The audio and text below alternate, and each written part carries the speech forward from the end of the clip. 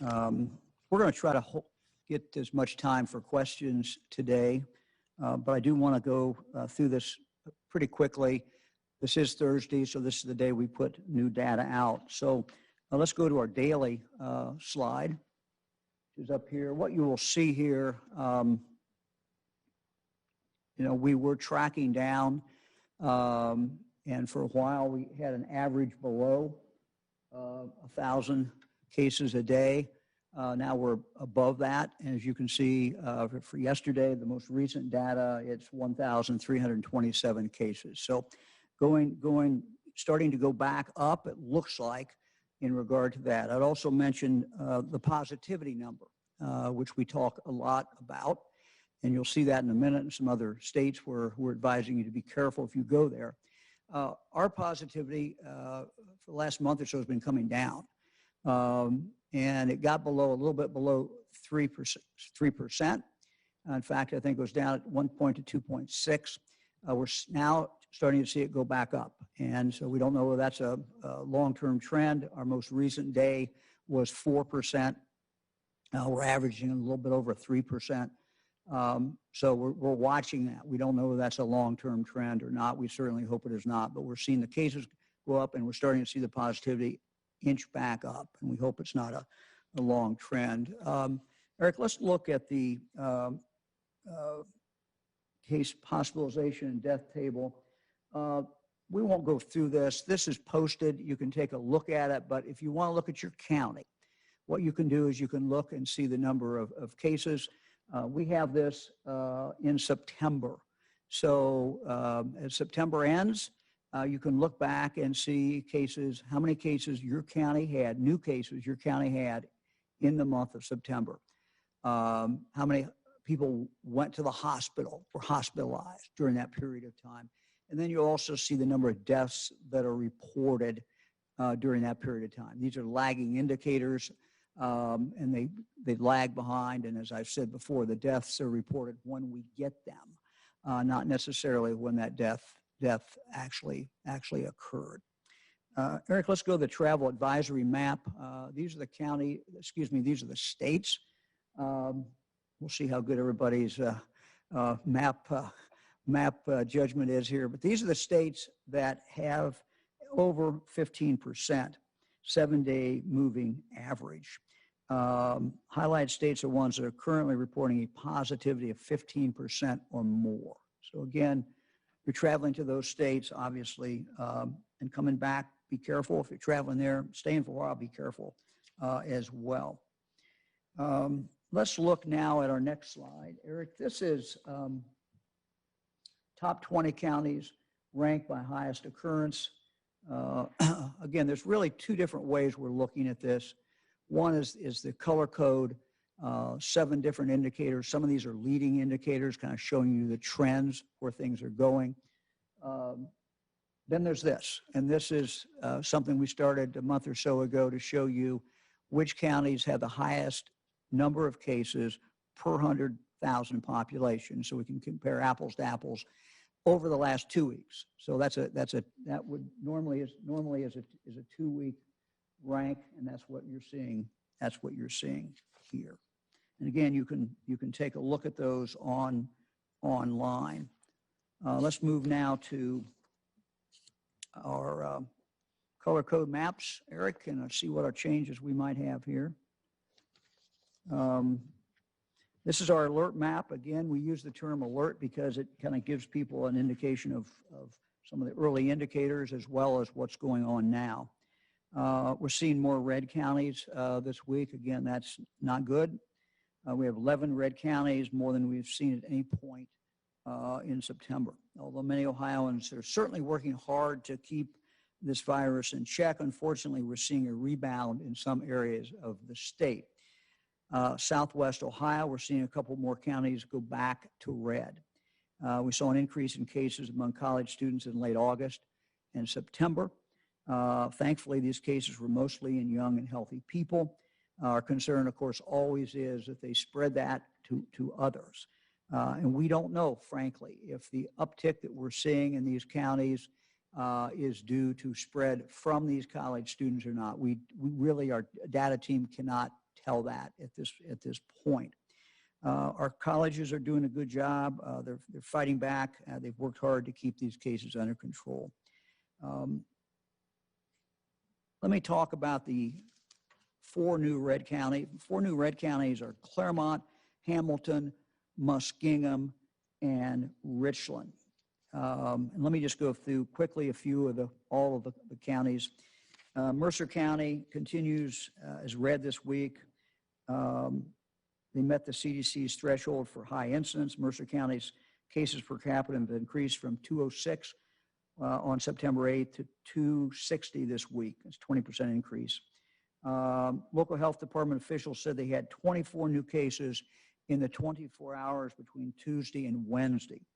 In addition to sustained community spread, the county has had two small long-term care facility outbreaks, and officials are also seeing scattered cases within the school district. Putnam County continues red this week. The county meets the CDC's threshold for high incidence. Local health department officials attribute the continued community spread to transmission within families and between groups of friends and families getting together. They also said they're having concerns with people following appropriate quarantine and isolation instructions. Pike County, they continue red this week. The county meets the CDC's threshold for high incidence, and during the past 2 weeks, the county has had 47 cases. That represents about a fourth of their total cases since the beginning of the pandemic. The county has had at least 22 cases linked to a large event. The event was in a neighboring county, but Pike County residents attended. The county also has spread from family and friends just getting together, household transmissions, and community spread. Butler County continues as red this week. The county meets the CDC's threshold for high incidence. Butler County's health department said Miami University cases have stayed steady at about 20 to 25 new cases per day.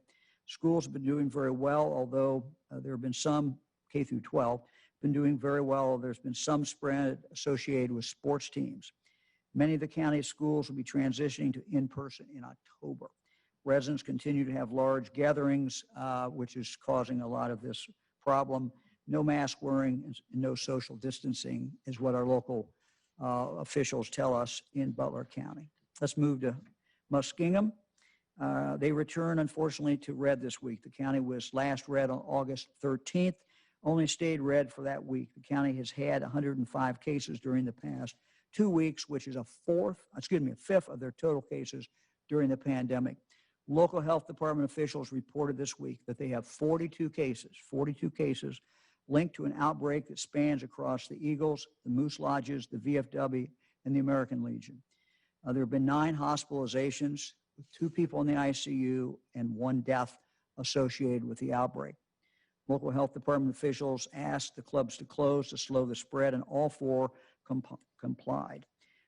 As of this morning, the county had 90 active cases and 333 people in active quarantine. Hospitalizations have also increased. Montgomery County has been red now for more than a month. The county meets the CDC's threshold for high incidence. University of Dayton is reporting fewer cases. The school dashboard reported 25 cases on Tuesday and 9 cases on Wednesday.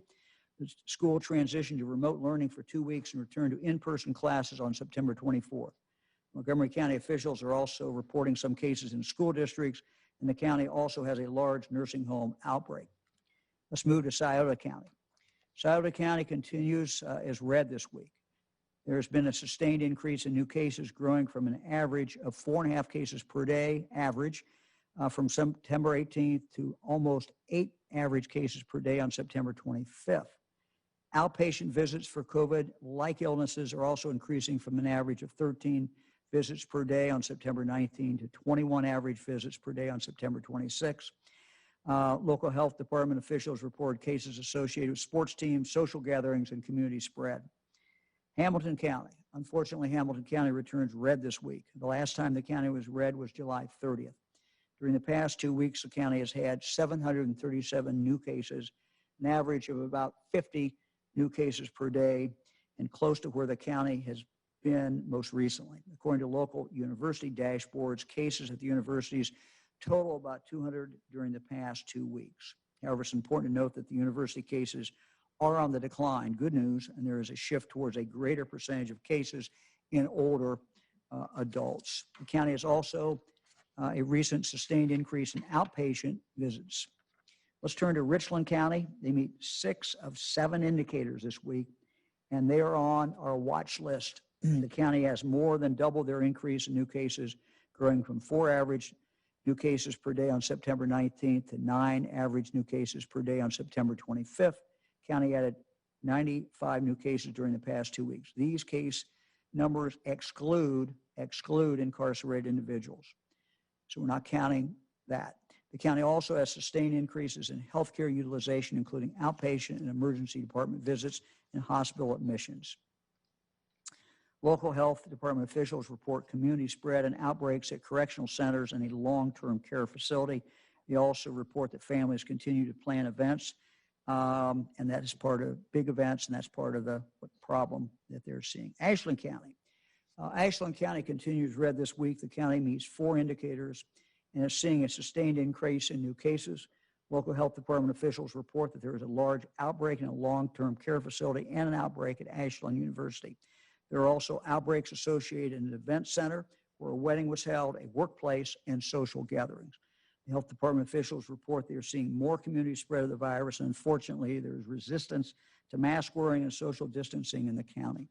Let's go back to Southwest Ohio. Clermont County returns red this week.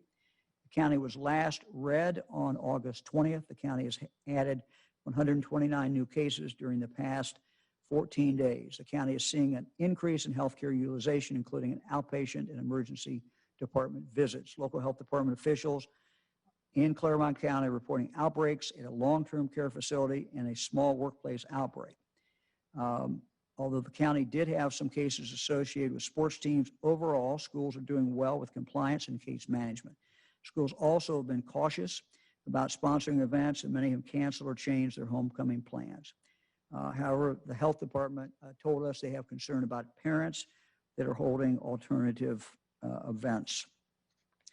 Let me talk for a moment about a couple of stories we've heard this week from local health officials. Again, we tell these just as a warning, really. First example involves a couple. The husband, who was in his 80s, passed away of a non-COVID related cause. His funeral was in a neighboring state. His 85-year-old widow attended.